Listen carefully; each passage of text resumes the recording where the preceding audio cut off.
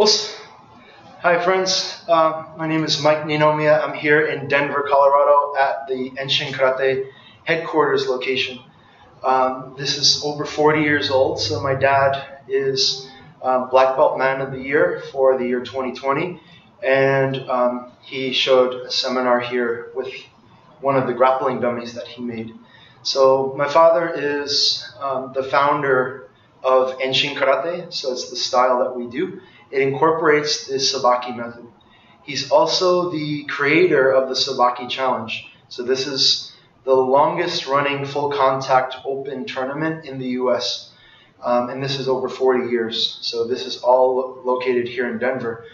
Today I have with me my younger brother, and this is the person that I look up to, get so excited when I watch him. He's in MMA right now in the LFA organization. Welcome. Well, thank you guys for having me. This is going to be fun. Yeah, so this is an exploration in Sabaki. What is Sabaki? It means literally to use your energy efficiently. So we know in a fight, if we're standing in front of someone toe-to-toe and we're just trading blows, this is not ideal. One of the things that we look at in Sabaki is timing, technique, and angles. So these things are really, really important. Ideally, if Sensei Jota had an ideal position, this is really good for him because he knows more about me and I know less about him. All of my attacking weapons are facing you guys, and all of his attacking weapons are facing me. Now this is our focus today, getting the back position. Now notice, I have very little information on him, and he has a lot more information on me. Obviously, in competition, in self-defense scenarios, this is one of the worst places for me to be, and it's also the hardest place for him to get, because the moment he gets here, I start to flail, and I want to get out of this position. It's terrible. So the focus of today will be getting the back from standing to the transaction to the ground, and also in newaza, on the ground itself. So one thing I want to point out in terms of just principles is, what does it mean to get someone's back? It sounds very basic, but this is me. I don't quite have his back, I have his side. Right now I have his back, so I'm shoulder to shoulder with this person. My grips, I usually like to get the shoulders, I like to swim, you can get the hips, and things of this nature. And today, Sensei Jota will be tailoring and customizing a lot of the different techniques that I show with a gi. Sensei Jota will show it as a no-gi, maybe different grips and stuff like that. So, yeah. But, yeah, what does Sabaki mean to you? And, I guess... honestly, I'm still trying to figure out what Sabaki means to me, because there's the Enshin, the style that my dad created, and then before that there was, like, Sabaki is basically a word, meaning you're using technique, okay? To me, it always gets to getting to the blind side or getting around, like the attack is coming at you straight and you're getting around it somehow. That's, to me, like, to make it easy, Sabaki kind of is like that. And I remember even in Sabaki Challenge, if you get to the back, you can pretty much do whatever you want. You're allowed to grab both sides, which in our style, we're not allowed to grab both sides this way. But if we end up getting to the back, we're allowed to do this. We're allowed to hook onto the legs. Basically, Kancho says they shouldn't have your back. So if they're there, they're allowed to do anything. So just a little bit of work to get to the back, but to me, I feel like the reward, you double the award. So whenever I get there, when I'm close, I really try to get there and hold on to it, because it always pays off. Awesome. Beautiful. So, and I've seen some MMA matches with Sensei Jota, and he gets the back. He takes the back position, he's using different throws and sweeps that are, I usually don't see it too much. So he's using these angles and positions, and then obviously he's incorporating, he's always learning. So I really, appreciate you being here with me. Thank you. So we'll get on it. So I have also with me 2 demonstration assistants. They are live-in students here, so they're in this intensive program. And Sensei Jota and I will be coming in and out, and he'll be explaining again the no-gi variations, or variations when there's free reign of different attacks. So since Senpai Laura is here, she actually joined us from Peru and during the pandemic, and Senpai Laura is doing such an amazing job. She is the men's men's lightweight champion in Peru. So I think it's really significant to see a style where you can see a woman going into this competition, and it really doesn't matter. She's, cleaning it up like that. So thank you for showing up. And also, Mr. Jarrett.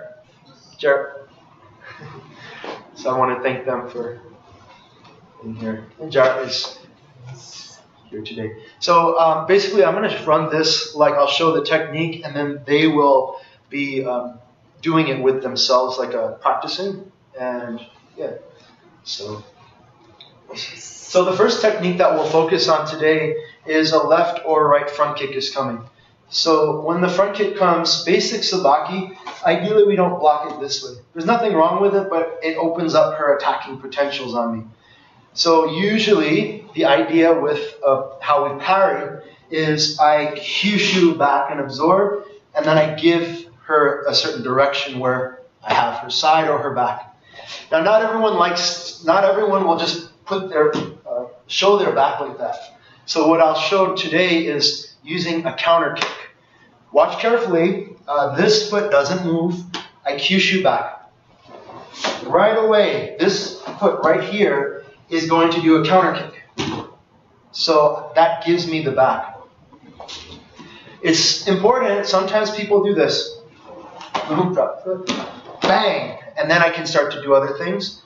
This is not the emphasis. This is more of a power kick, and I can go for other things. Maybe then go up high. What I'm looking to do is use this kick to just move her to get the position of the back. So kyushu. I kick the lower third of her ankle. Just move it. Now I have the back. So notice I have two hands on her shoulders, and I'm going to lift this foot, my right leg, and my toes are out. I'll kick the back of her knee joint and pull at the same time. The moment I do this, it's really important to create a space for the person to go. So if I just kick and then she falls, I may fall and kind of get uncomfortable. I want to bring her down with control. So as I kick and pull, I sweep this leg behind me and I bring her to that empty space. Notice when she landed, I didn't put her flat. My shin is on her hip. This hand is pulling up. Now here's where the transition happens. Come this way a little bit. So once she's down, I take my right knee and I put it right to her shoulder and behind her head, like this. I also use my belly kind of on her shoulder. This hand goes underneath and I try to make a gift wrap. So here, and I grab. This hand, I like to go under and secure it. I move forward and I get my hook in like this. Okay? So as a drill, let's just get to this position first. So Mr. Jarrett, get your gift wrap and then get your hook in. Okay? Let me show it one more time. So kyushu, counter kick, kick and pull, create a space. Notice right here, she's not flat. Put my knee behind her shoulder. Pressure. This hand could be free to kind of guide it. Just to do something like this.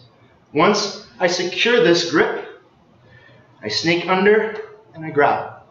I go forward and I pull back. This is where we'll stop.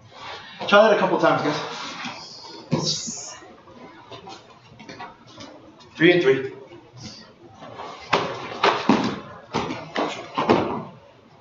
Sorry. Get the pressure. Yeah.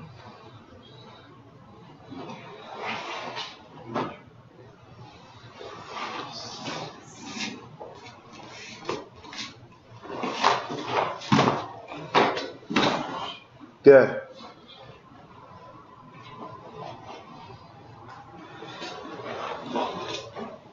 Very nice. Let's switch. Now sometimes what I like to do is I'll pull the gift wrap a little bit harder to get them to resist it, and that gives me the space to snake my other hand in. So sometimes you have to use kind of a kazushi concept, which means borrowing the person's energy. Slow, good, counter, that. Yeah, try not to fall. So in our rules, you try to stay on your feet, and then you can start to go to the ground. Yep, secure, back. Nice. All right, one more time.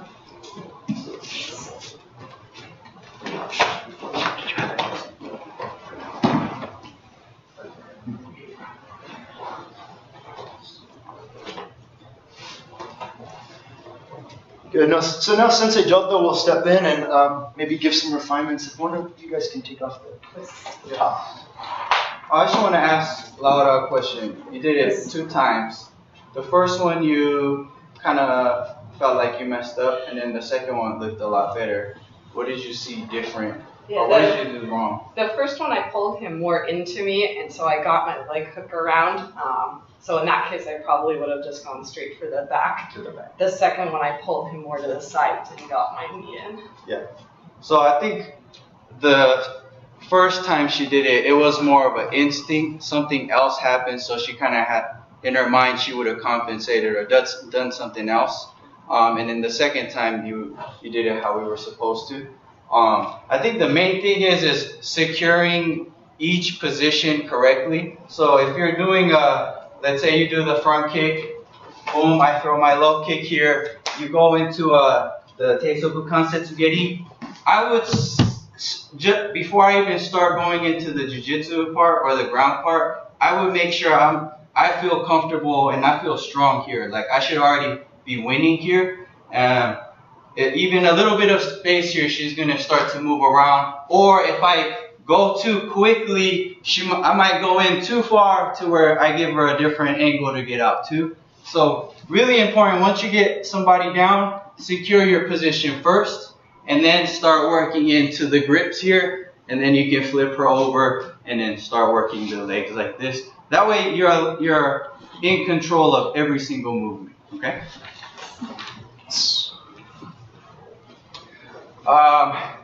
Usually, when I start, we're always starting stand up, and from stand up, it's really hard to get the back, especially when it's just the striking. So let's say that front kick comes, and I just parry and then just land normal.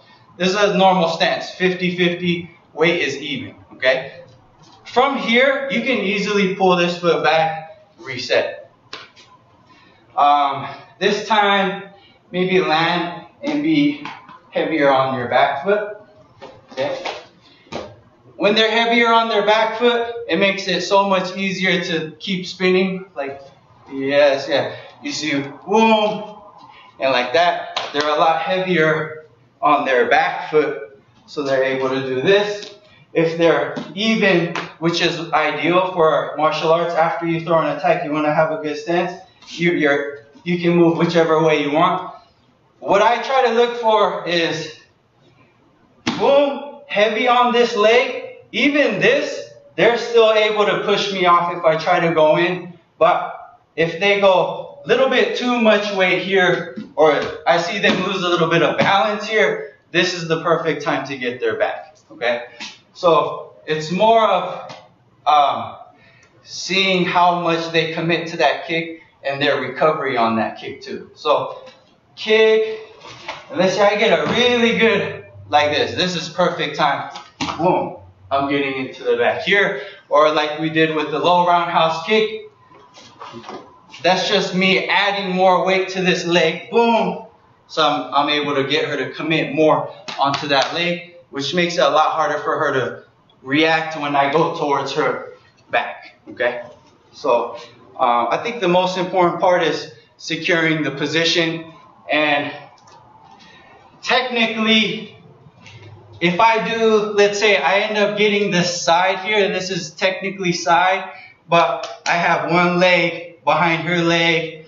To me, especially when I'm going against somebody good, I feel like I scored a point at least, or to me, this is the equivalent of getting somebody's back, because I'd rather secure this position here than try to fully commit and go around and get to the back and losing it. So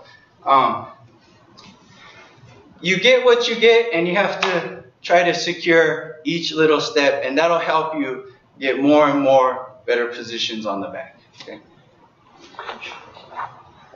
Yeah. Let's do I'll just show a couple simple takedowns I like to do from the back. So most important is the grip, okay? When you grab somebody, it's never going to be the same grip every time. Usually you're gonna have one arm that's deeper than the other. So if I have this one, then I'm holding on like this. And this is my here. If for any reason something happens and I end up here, this is okay. And I try to get my shoulder in and then pull my arms in close like this. Nice and tight grip. Real simple one. You step outside and then stick this leg out and you just fall back. Like this. Easy way to get somebody down. One more time. This way. Here. Get your grip. Step outside. And then after you fall, make sure you're holding tight here, okay? Like the more pressure you have here, you're gonna be quicker to capitalize on the next angle or wherever you want to go. One more I like to do is, once you're here, a lot of their hand fighting starts happening here. They want to get out. So sometimes I like to just let go of this and just go straight to the legs here. Hook on again. Hook on here, nice and tight. And then just follow it all the way through. So turn this way. I'll hook. I use my shoulders to pull. Even after she goes down, I'll hold on to this. Okay? If it's a gi, I'll hold on to the pants. If not, I just get a nice good hook here. Start working my way up like that. I think those two are really easy to do and very safe. So you're in control. Either way, if you don't feel comfortable going into the throw, I'd rather just hold on to them until you see they're starting to get tired, or you see that opening to go into that back throw, or you just scoop up their legs. Something like that. Oops. Next one. Yeah. So the next one. Jack, could I borrow you for this one? So the next one I mentioned, if the person ideally is going to fall on their side, and then you can start to get your knee behind their shoulder blades. So for this one, they're actually going to land more flat. So sometimes you don't have control over how that goes down. Get this position. This time maybe he comes here. So notice this hand, when he comes down, I let go. Now right away in this position, I'm going to come down to here. I'll start to, as best as I can, expose his gi like this. So I have pressure here, I'll expose, and then I grab here and here. Stand up for a second. So it looks like this. So while he's down in this flat position, I'll put pressure And I want to give enough pressure where he starts to counter my pressure. And then I lift him up. So this is not using my arms, it's using my whole body. Like this. Come on. This knee becomes a post behind his back. So I'm here, post. Now right away, when I take this post away, I'm going to release one hand and I'm going to fall back and I'll already start to choke. So from here, already start to choke. So from this position, this is where we kind of left off last time. Usually, this person, this hand's defending, like this, and I like this grip. Then what I'll do is I give a little bit of space with this hand, and I do a trade-off, like this. Then, even though I freed up this hand as a defender, I have this one to go here. I put the high soku, the top of my foot, behind his back, and then I can address this hand. And my favorite choke is kata hajime, this one. So again, we got to this position here. Already start to choke. He starts to defend here, like this. He's still defending. Now I have my choke. Why don't you guys try that one next? Keisoku, land flat. Get your grips to expose, lift up.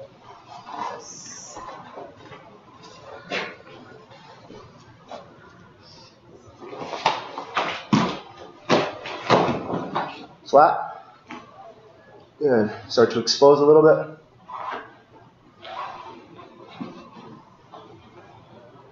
Prop up.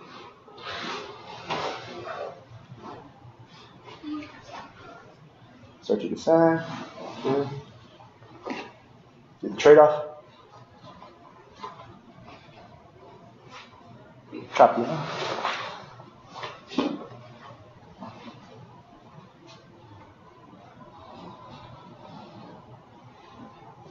Very good. Yes. Louder, do it one more time. Yes.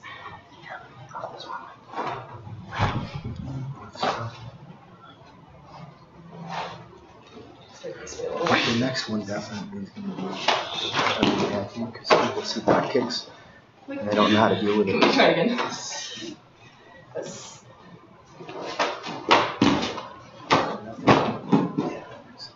Just wanted to show a couple. Very good.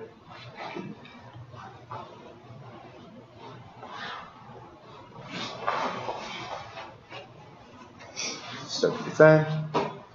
Do the trade-off. Trap the arm.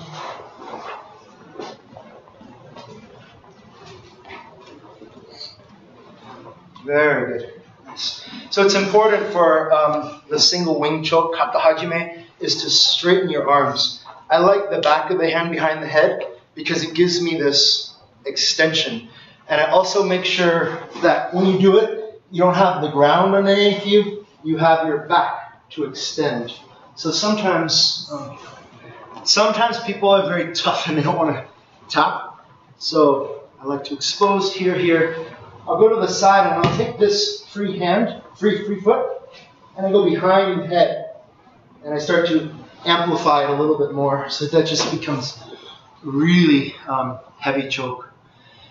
The next technique that I'll share with the gi is this. Actually, I got this technique in the All Japan, I think in the 90 something. But someone does a double leg sweep. So this technique here, boom, they're basically coming to take out both of your legs. Sometimes you see this in Muay Thai. So they'll lift the foot and they go underneath, just like that, bang. So a lot of times you see these these back leg sweeps that are more meant to topple someone over, to sweep them. So it's important when I see this starting to come here, the first motion that I do is I'll kind of create like a shin block. And then the moment I feel it start to come deeper, go to the back leg, here, I windshield wiper. So both of my feet, I want to, here. I can't stay in the same position and then just do it. I literally have to press off this foot, windshield wiper, windshield wiper. Now the bad thing of this technique, when I did this in the All Japan, I did actually teisoku, but it's very tight and it's hard to maneuver. What is really cool about this one is, since you are so tight, you can automatically get to the belt, grab here, here. Now I'm actually going to sink underneath. So from here, and then I can start to attack the same way. One more time. Let the double leg sweep starts to come. Here, here, boom. I have heavy pressure. I'm going to sit.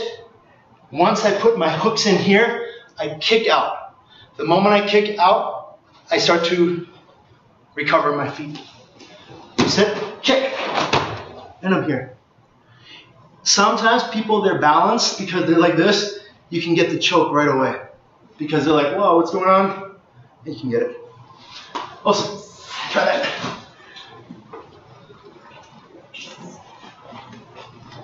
Double leg sweep.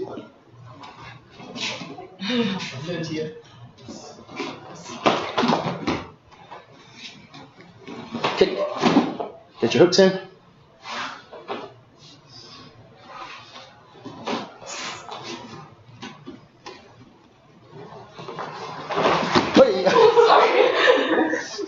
And that's why you need to kind of do this. So that was good.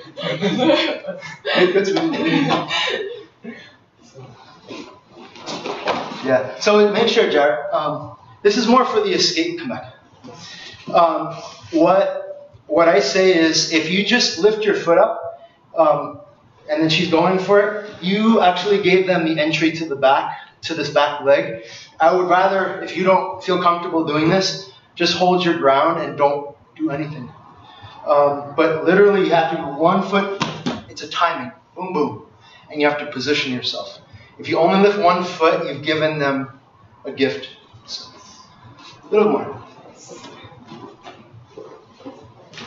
Yes. Tight. Kick. It's okay. Yeah. And get your hooks.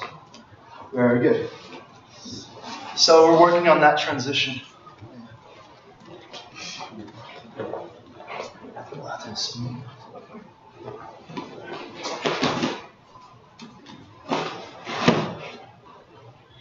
Hooks. This small too, when you do the double legs, skip over here.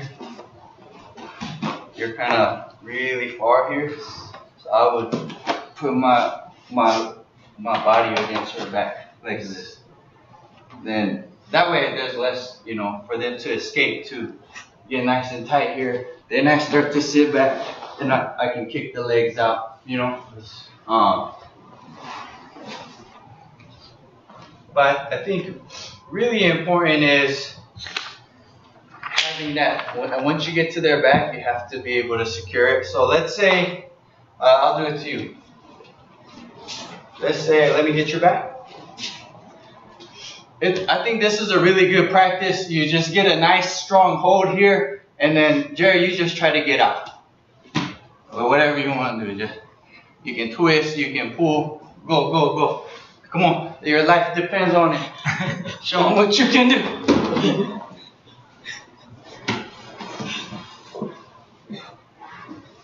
Okay? A lot of times, if you can hold on for a certain amount of time, they kind of mentally give up. They're like, okay, this guy's got my back, and then they're going to start doing things that they're not doing. Whether if it's a flip or they start leaning back, leaning forward, then different kind of attacks are going to start opening up. So at least in sparring, I would, once you get to the back, don't think about going into the next technique yet.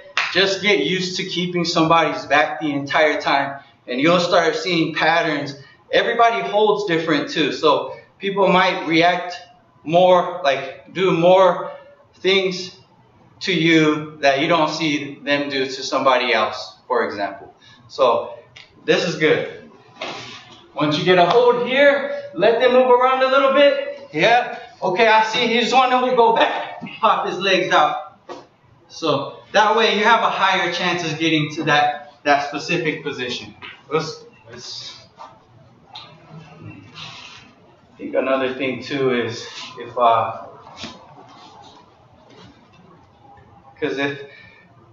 not every single fight they're gonna come in with this double leg sweep, you know. So another thing you can do, and it's not always good to move back, but if you do come in with this big sweep, yep, and I end up just moving out of the way enough, to me technically her weight is not on this front foot enough for me to feel comfortable to get to this back. So from here I'm going for more strikes, or I don't know, probably more strike related here. But let's say you stepped out a little bit more like this.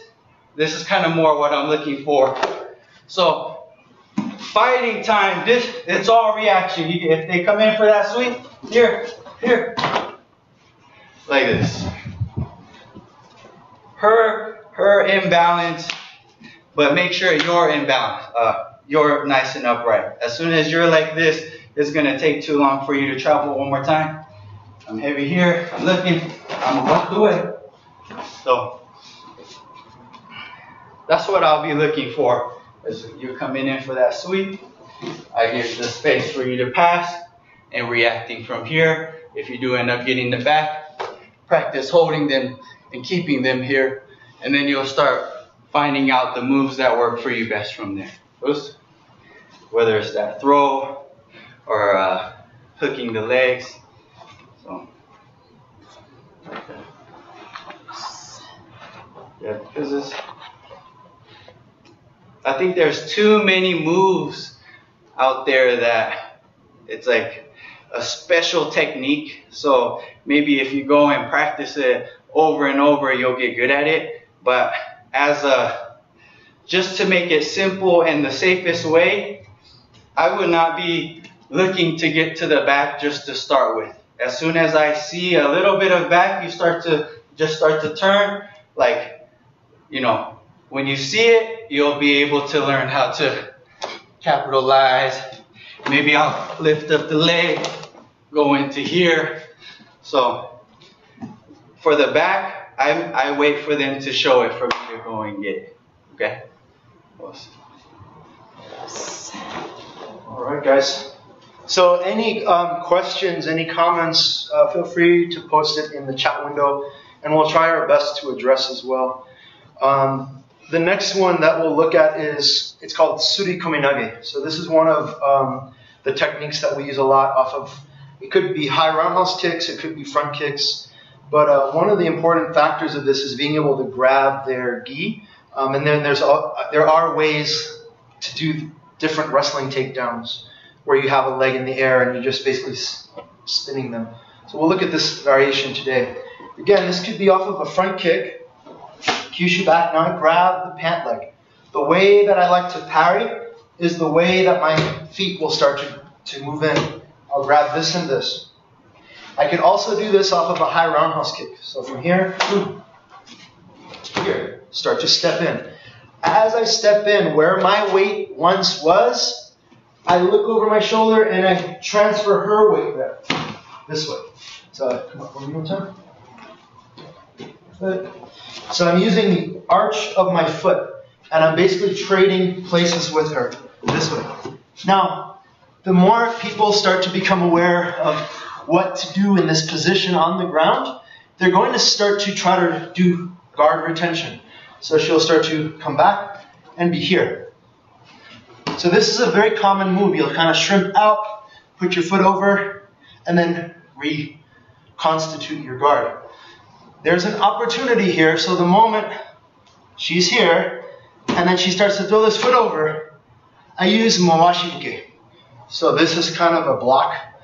I come right around here, not the knee, right around here.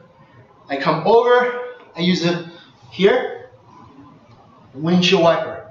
Here, once my knee touches the ground, I cup and I put pressure. Now, this is an important question. Someone asked this. Come forward.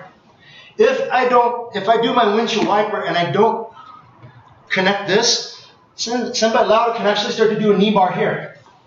Here, go over this way. And that's kind of knee bar territory. I can stop this through here. So when she throws her foot over, here, here. So this is a leg drag position. My next movement, I take this hand, trap the belt. This hand, I trap the collar. Once I'm here, I take this and I grab the top part of the collar. Make sure your elbows are snug. Then, what I do, I release a little bit of pressure. Which way would you go, Letta? Nice. She comes up like this. This little space here is where I put my hook in. So turn a little bit. So, back again. So I get my leg drag, high collar grip, belt. Elbows are in. Transfer here. Again, elbows are in. I'll post up like this outer foot, and I release the pressure. Boom. Right away. I get my hook, and then I start to roll. Same system. She goes here, here. Single wing choke. One more time from the beginning. So again, if there's any questions, we're looking to, regardless of this person what they want, I'm going to get their back. So it's trying to develop a system or a game where you're always going to get their back. So high round stick comes here. So they go here over. Here. Grab here and here. High collar grip, post up.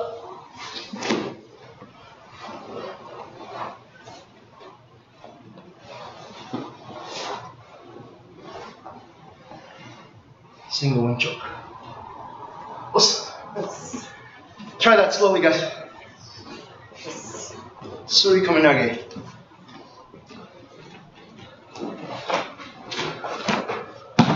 Jared, cross your foot over. Good. Grab the back of the belt. Grab the collar. So make sure this hand here, the moment your knee touches, you come over here. Grab the collar. Pull in. Post up on that outer foot. Jared is going to have room to roll. Get your hook in. Seat belt, and then take him this way. Good job. Nice. And then you finish the sequence. Very good. Do it one more time.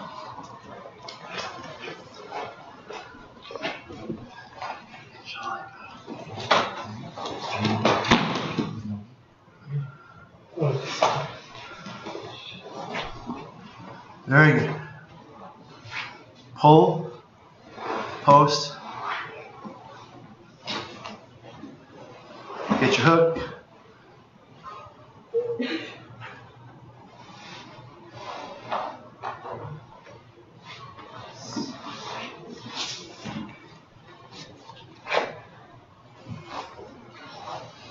Can I try one time?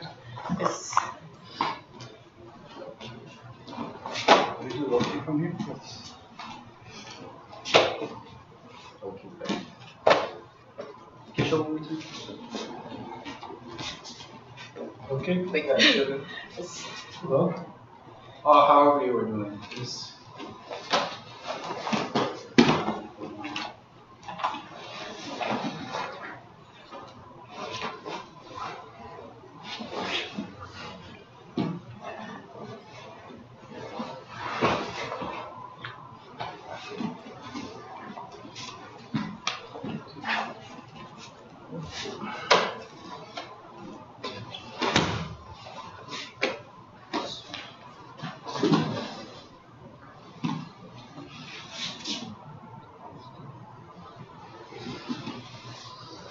From here, am I locking this arm? The arm? Yeah, in this position, let's turn it. Sometimes in this position, you can get heavy here. Go for a crucifix. So I would flare this elbow. Yeah, good. And then pull this in, roll over this shoulder. So it's a back position, but that's more crucifix. And that's for Sensei Jota could speak to this a little bit more, but this for MMA is just really, really good just for hitting.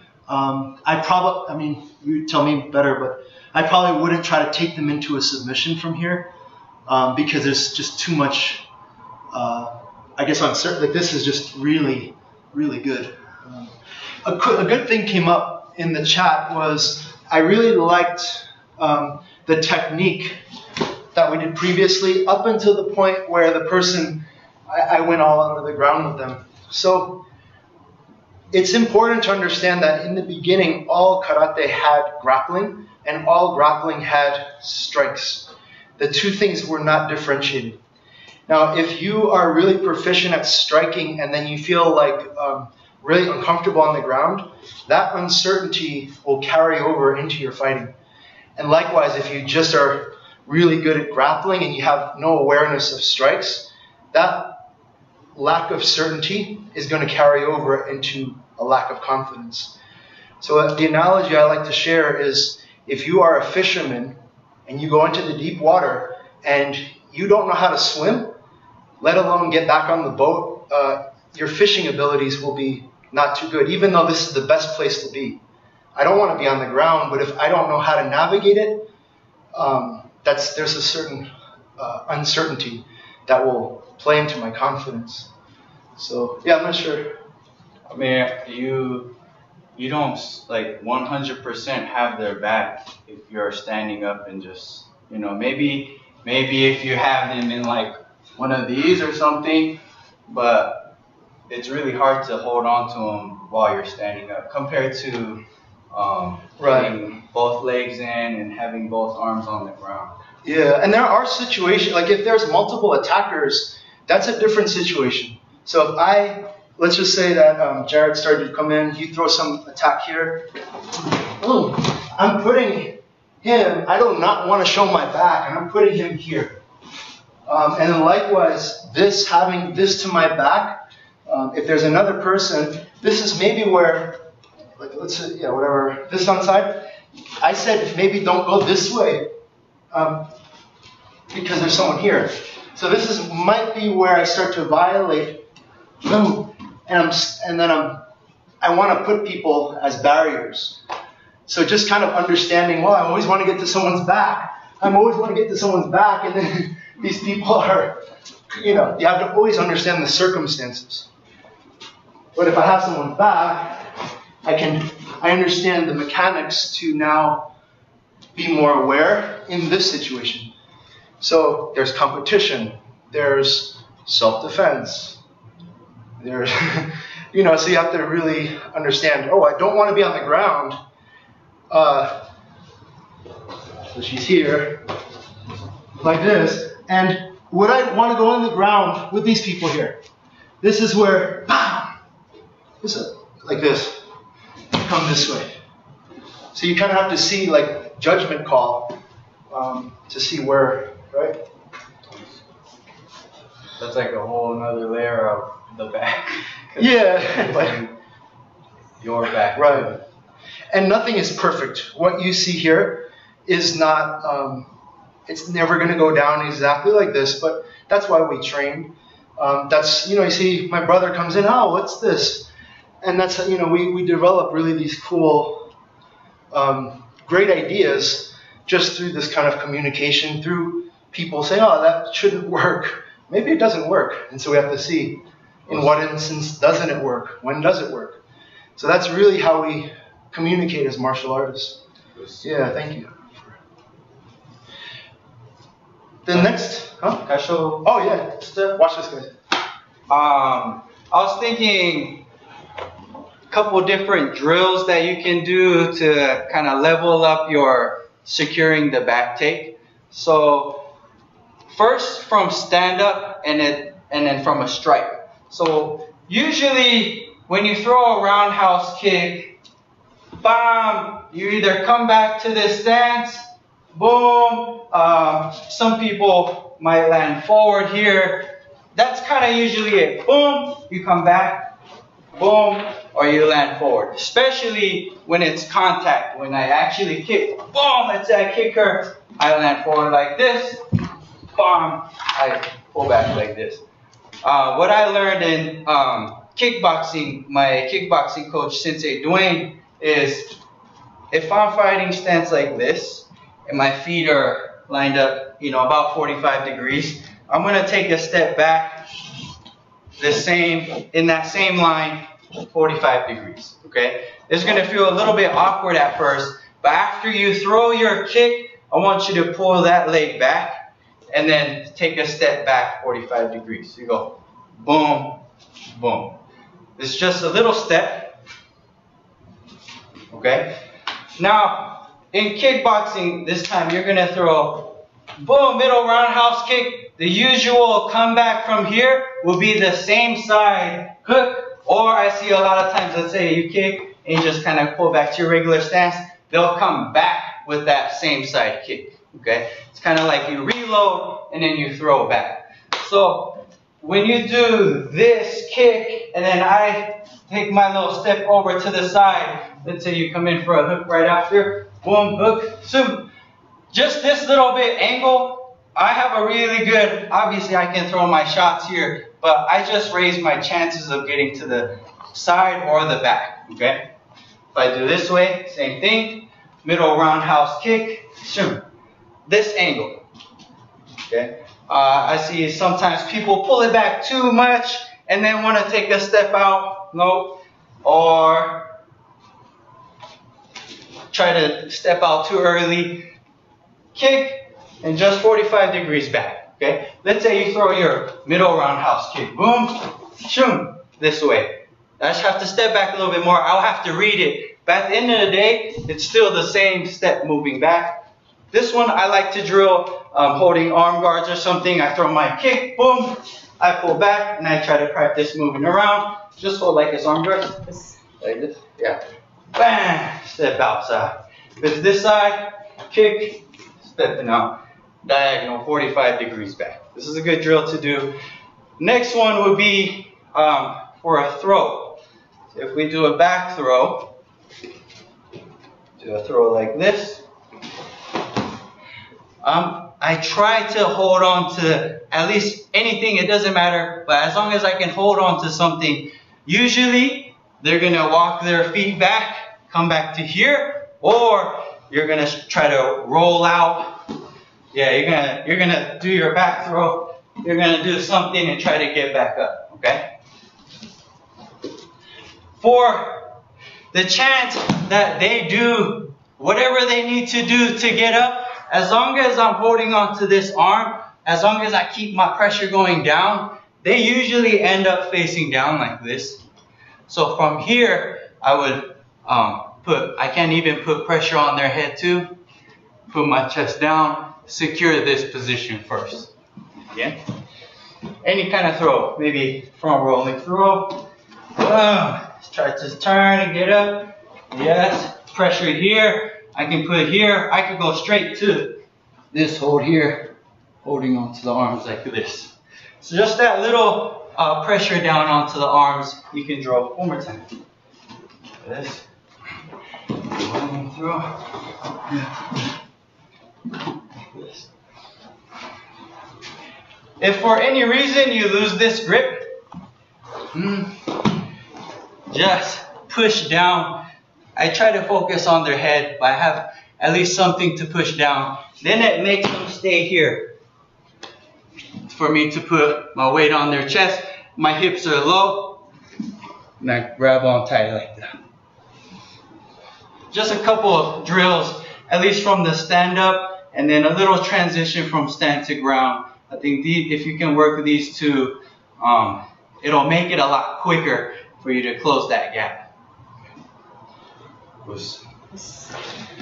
Beautiful, guys. So it's really cool to see how my brother, Sensei Jota, can make these different transitions for different rule sets, and then bringing in you know, how he's working with Sensei Dwayne and stuff like that. So you can see how these angles and positions lend themselves to different environments. And that's really important. Understand your environment and know how to apply the same thing.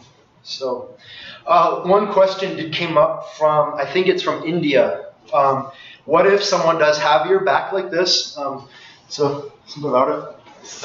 Actually, I'm going to let her guide this one. So come in a little bit. So the ideal position here for me is to have this, some kind of a seatbelt. And look where my head is on the seatbelt. It's here versus here. This is already giving her an out going this way. In much the same way when I do hikimawashi, I don't like to cross my hand. This is just bad structure. So notice where my wrist is. It's here. My hooks are in. So the question was asked, what if you are in this position? One thing to be, number one is protect your neck. So we said the Wu-Tang, use your two hands, your chin, and you have 3 defenders, and I have 2 attackers. So here is this, make sure you protect your neck. The first consideration that Laura wants to go into is, what do we got? So first I want to escape his foot that's hooking my leg here. So I would try to maybe straighten out and step over. And then his knee's still trapping my hip, so I'm going to sort of pump my hips up and over, and then try to get my head around his, and then roll my shoulder to the floor towards him. Beautiful. So in that kind of a sequence, more or less, is an escaping sequence to get out of, you know, if someone does have your back. It's really good. Okay, so the next technique that I like to share, there's 2 ways that I've been getting the back. The first one is someone does hikimawashi improperly. Hikimawashi is basically this, here. So when the person brings their wrist across the center line, right away this hand comes here, this hand comes behind the back. I step with this foot, and I push off. So probably 80% of the times I take people's back is because they're not doing hikimawashi the right way. So maybe here, here. And I basically got the back because the person is reaching. Their wrist comes across the center line. The other way that I get to people's backs is through arm drags. So this is another system. The one I'm going to show today is kind of a variation on the arm drag. So this is the collar tie. The timing is right before she's about to touch me here.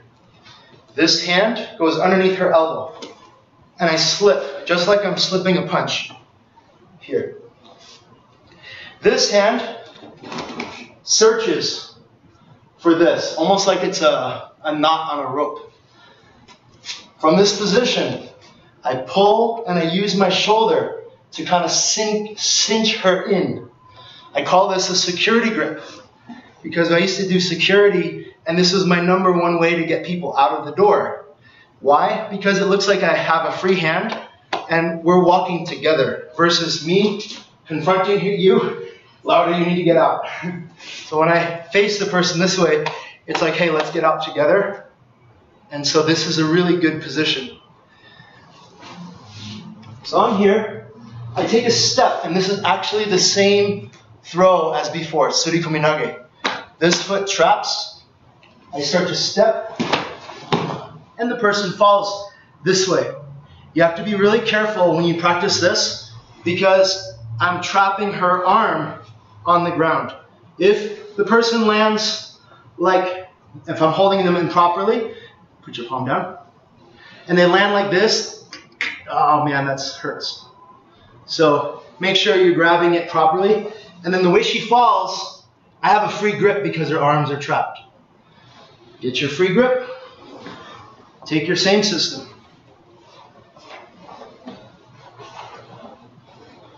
Okay?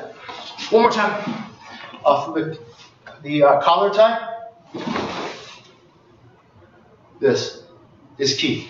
I'll take my continuation of the step. So notice this arm is trapped. Right here, I come down, I want to secure this arm. Here, I start to attack, I can secure. So you know the drill. So try that one, guys. Slip. This last one. Nice.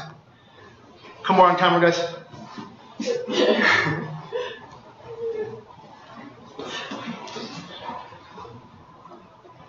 Get your free grip. I like to get the collar right away here.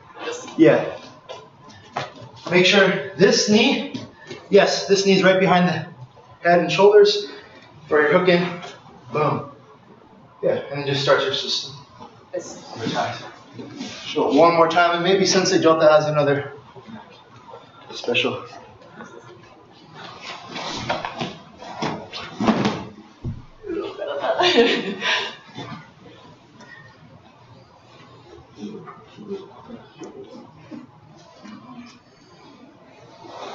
Nice. Oh. All right. We don't have too much time left, so I just kind of want to go over a lot of things that I see people doing wrong.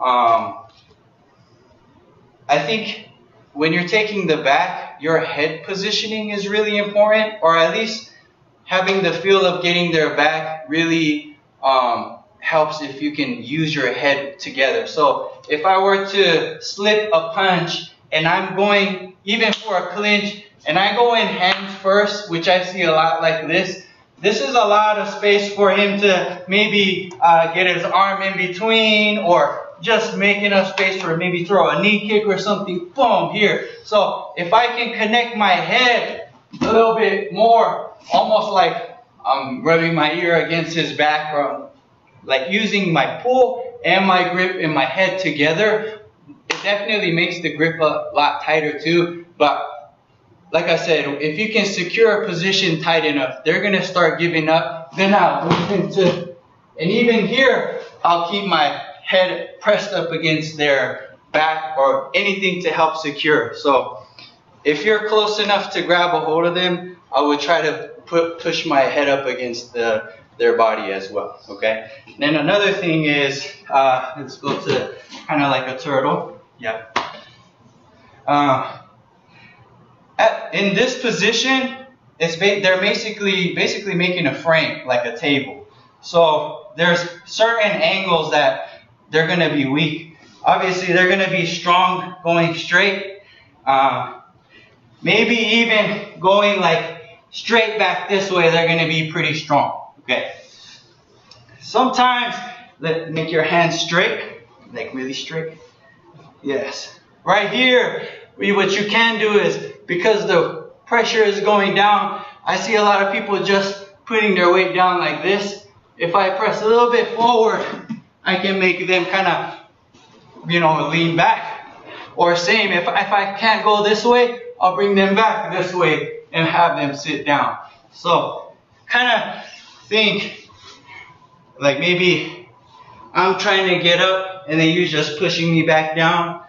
There's certain ways to keep somebody pressed down. So in my mind, I try to stay calm enough to think which angles are weaker for specific structures. That way he's too busy just trying to stay balanced, and then it just creates a lot more openings for me from there, whether that's hooking the arm or getting both legs in. But just securing that part, using your head and then putting pressure on specific angles, and not just, you're not going against each other like this. Okay? Yeah. What was that? I think it's some. Oh, okay. But yeah, it's really such a pleasure to be here today with you guys, sharing our father's system and also the evolution of the system. It's not too many times you see a grandmaster that's continually evolving the art and adding new things to it. So I think that it's really revolutionary, this mindset. Usually people, he's a grandfather now, and he's evolving in that way. So it's usually people are kind of being set and trying to consolidate. So I think for my father, I get inspired like that, just to see that there's always room to grow. And then I'm watching my younger brother. He's adding different arts to it. He works with wrestlers. He works with kickboxers. Jiu-jitsu. So we want to say thank you to Sensei Dwayne, Professor Nobu. Really appreciate it. It's kind of a collaboration of working with different bodies, seeing different environments. And you have any closing? Was it fun? It was fun. Yeah. It was fun. This is what we do at the dojo, like, all the time. I'm pretty sure it's like this at yours too. But this is the best way to learn, where you can kind of practice whatever techniques you want, and you can talk to each other if they're doing something wrong or doing something right. And then you find your own skill that works for you. Kancho always says you need to have that one move that you can rely on. And I feel like when it starts to go to the ground, there's a lot of really basic positions. So you have to have your own move for each specific position. And that way, you kind of get the idea of how to move to the ground. And then the same way, transitioning from stand-up to ground too. So for me, it's kind of that grip and getting my head in there and having a nice hold. It might be different for somebody else, but something might work for somebody, and you practice it, you might see something that works better for you. Hope it helps. So, Balada, how about you? Any closing? To repeat what's been said, I guess, just like working with all of the different people in the dojo who have different backgrounds or are more heavy on groundwork or striking, and then some of them want to focus on striking. We were doing sparring with the new Sabaki rules the other week, and it becomes a very interesting strategy game of people like trying to stay standing, or if they get taken down, trying to stand up, or other people almost letting themselves get thrown or swept so they can then go to the ground where their strength is. So I think thinking about all the different aspects and making your own strategy that works best for your game is very exciting, and there's lots that can be learned. So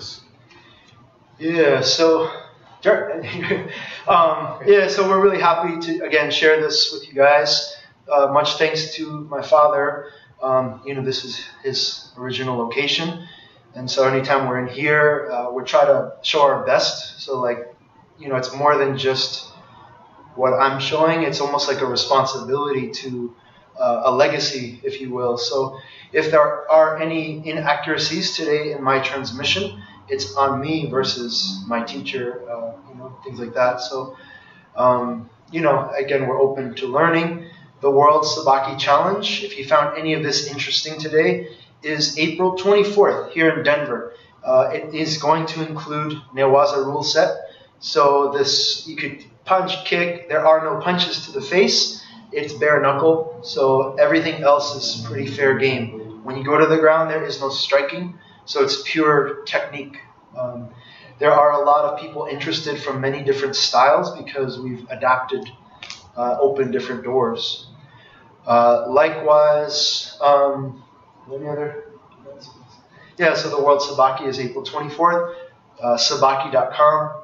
Thank you so much again to Black Belt Magazine. Next Monday is International Women's Day. So, Senpai Laura, my wife, and there's actually maybe 10 or 15 women and young girls, leaders from around the world that will be showcasing different Enshin Sabaki techniques through Facebook Live. So this is going to be really tremendous, and it's very empowering. So I'm really happy. My mom will be demonstrating something. Senpai Laura. How's it feel? It's really cool to see the women from all over the world training in their different situations, being able to come together and do what they can and help others continue with it. Oh, it's beautiful. And again, something I always tell people, like my students, if they're moving to a place that has no Enshin, where should I train? I said, always look for the place that has really good technique. If you see kids that have really good technique, smaller framed people, maybe women, that's the place that you want to train because the technique is going to be high level. So I think it's really empowering to see that kind of technique, you know. So, thank you so much.